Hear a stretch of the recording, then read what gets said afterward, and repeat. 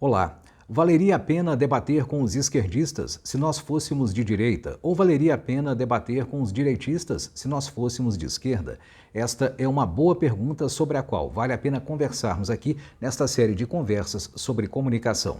Eu posso começar dizendo que um debate, ao contrário do que alguns pensam, não é uma ocasião para que alguém mostre o quanto sabe de alguma coisa, como, por exemplo, postando nas redes sociais a sua opinião sobre temas políticos. Nem é uma espécie de bate-boca em que leva a melhor quem fala mais alto ou de forma mais agressiva. Um debate, para merecer o nome de debate, precisa de 3 qualidades indispensáveis.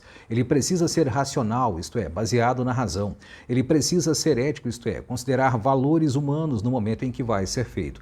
E ele precisa ser produtivo, tem que ter uma finalidade construtiva.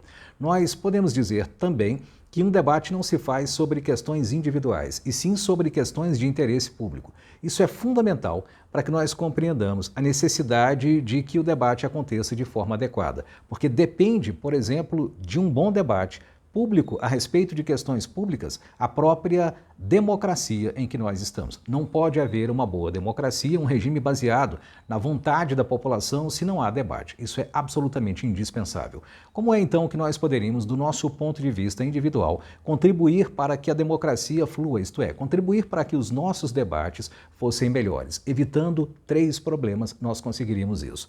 O primeiro destes problemas, muito falado hoje, é o caráter negacionista. Nós não podemos, ao debater, negar os fatos. Podemos discutir de onde vieram os fatos, a metodologia pela qual foram obtidos, mas nós não podemos negar fatos que tenham sido obtidos de modo legítimo.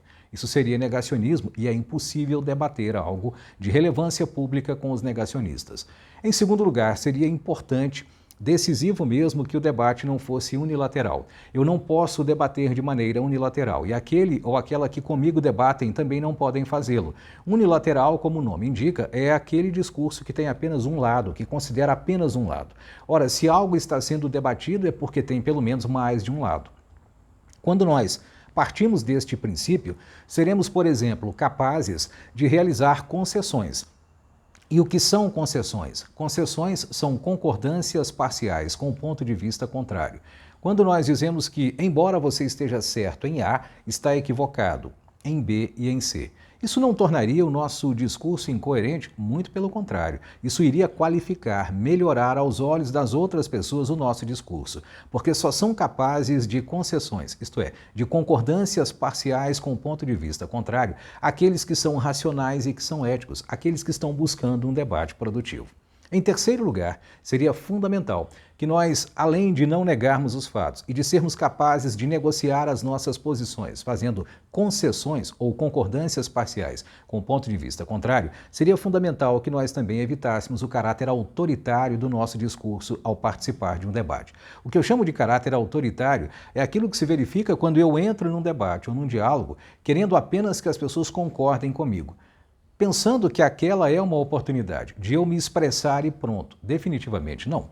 Quando eu coloco a minha opinião, por exemplo, em redes sociais, por exemplo, sobre assuntos de relevância pública, preciso entender que aquilo é um debate público e que, portanto, algumas pessoas vão responder-me. Ora, quando entro num debate, seja nas redes sociais, seja em qualquer outro local, sobre questões de interesse público, eu preciso, para que o debate seja racional, ético e, sobretudo, produtivo, que nós tenhamos dupla disposição, eu e a pessoa que comigo vai debater. Nós precisamos ter a disposição de esclarecer, isto é, de informar ou de ensinar alguma coisa. Mas, ao mesmo tempo, precisaríamos da disposição de ser esclarecidos, de serem ensinados, de serem informados a respeito de alguma coisa. Se eu não entro no debate, se a pessoa que comigo debate não entra nesse diálogo, nesse debate, com essa dupla disposição de explicar e de, ao mesmo tempo, ser informado de alguma coisa, de esclarecer e de ser esclarecido, então o debate não pode acontecer.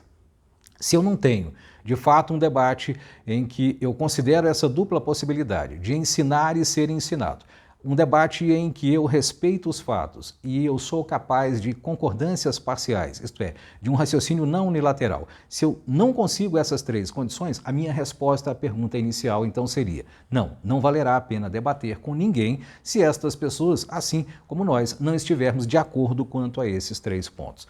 Mas, em geral, vale a pena debater assuntos de interesse público? Como eu disse aqui, a própria democracia depende do debate. O debate é indispensável. Portanto, sempre que for possível debater, nós devemos debater de maneira civilizada, de maneira ética, racional e produtiva, porque é do debate que surge uma sociedade melhor. E é claro que bons debatedores estão baseados em teorias e em práticas importantes, teorias importantes, que podem ser ensinadas e podem ser aprendidas.